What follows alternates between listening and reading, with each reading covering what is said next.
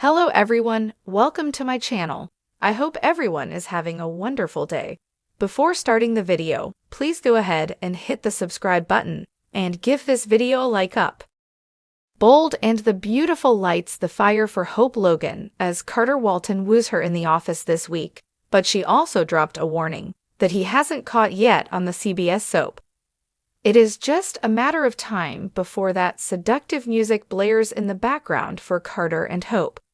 So far, they've been interrupted, but that is about to change. Bold and the Beautiful flipped a switch for Hope Logan, Annika Noel. The once angelic character embarked on a hot and steamy affair with Thomas Forrester, Matthew Atkinson.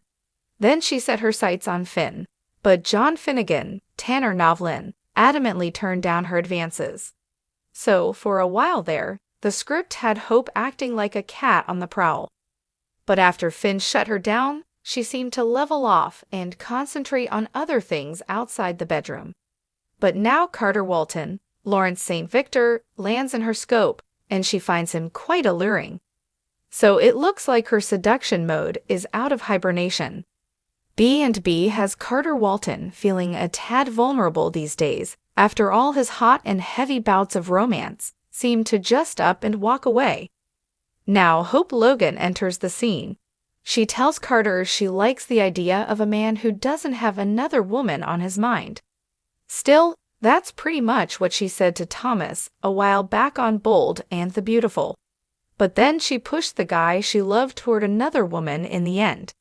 Her desire for Finn was likely fueled by her disdain for Steffi Forrester, Jacqueline Messins Wood. So it looks like she's self-sabotaging in the romance department. Hope Logan either ends a relationship so it won't lead to commitment, or she goes after one that couldn't possibly give her anything long-term. So where does Carter fall into these neat little boxes she created for love? Bold and the Beautiful lit Hope Logan's fire again, with Carter Walton providing the kindling wood. But as soon as the volume goes up on that seductive background music, the spoilers suggest Carter is hooked. Much like Thomas, Carter wants a life partner with kids in the future. Everyone will likely be pleased if Hope Logan and Carter Walton become an item. So that hurdle of battling others about her love life is likely out of this new equation. Both past scenarios, staying with Thomas or getting her hands on Finn, had naysayers attached. So the only thing stopping Hope this time is hope. She already warned Carter Walton about what she is looking for, and that is feeling good in the here and now.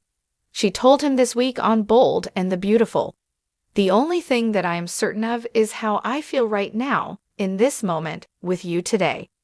That pretty much sums up her strategy with Thomas and Finn. So now, it looks like Carter becomes the next unsuspecting victim to fall into her feel-good web. Finn welcomes Hope's lack of interest in him today, and Thomas has moved on. But Carter is looking for his forever mate. So he likely falls hard for Hope after they share steamy bouts of lovemaking. But as soon as he mentions anything resembling a commitment, he probably finds himself alone again on the CBS soap. Los Angeles glittered under the sun, but inside Forrester Creations, shadows loomed. The conference room was empty, save for Carter Walton, who stood at the head of the table, distracted, his phone screen glowing with unread messages. His jaw was tight, his eyes clouded. There were choices to make, urgent ones, but he was paralyzed. Again. He looked up, and for the briefest second, his expression softened. Hope had always brought a kind of clarity into rooms heavy with tension, but today even she looked rattled. "No, not really," she replied, folding her arms. Her voice trembled with frustration. "I'm here about Luna." "Yes, I know you're trying to stay out of things lately, but this isn't just drama anymore. It's dangerous." Her tone sharpened. "And if you don't do something now, it'll be too late." Carter sighed, rubbing the back of his neck. "I'm not sure what you think I can do, Hope.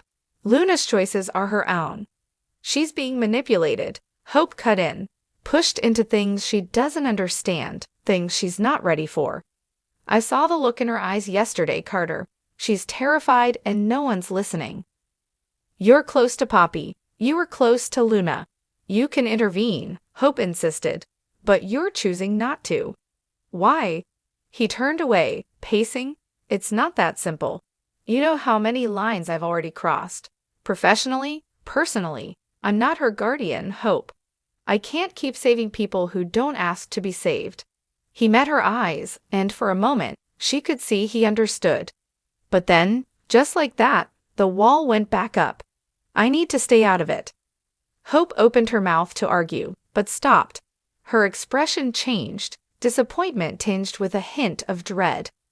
Fine, she said quietly. But remember this conversation when everything falls apart, because it will, and you'll remember that I tried. Poppy had gone radio silent. Luna hadn't shown up to work. Rumors were flying like wildfire, something about a breakdown, about Luna being seen leaving a Beverly Hills clinic in tears. Every word Hope had said echoed in his mind. She's terrified and no one's listening. Carter. Brooke's voice pierced the hallway as she strode toward him, panic on her face. Have you seen Luna? She's gone, Brooke said. Vanished. Her apartment's empty. Her phone's off. Ridge sent someone to check her car. It's still in the parking garage. And Poppy won't answer my calls. Brooke's expression hardened. Then you'd better start now. Because if something's happened to that girl, if we lose her, none of us are going to be able to look in the mirror. The rain started just after midnight. Los Angeles rarely wept, but tonight it seemed to mourn something invisible, heavy in the air.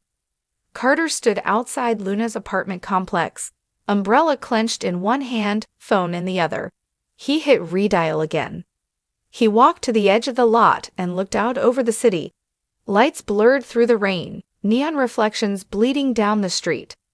He thought of Luna's laughter, the quiet resilience behind her eyes, the way she clung to Hope even when surrounded by vultures. Hope sat at her desk, red-eyed but composed. When Carter arrived, she didn't say anything at first, just handed him a note. Hope nodded, and in trying not to make it worse, you made it nothing. Silence is louder than people think, Carter. Hope turned to Carter. Maybe next time, listen when someone tells you they're drowning, before they vanish under the surface.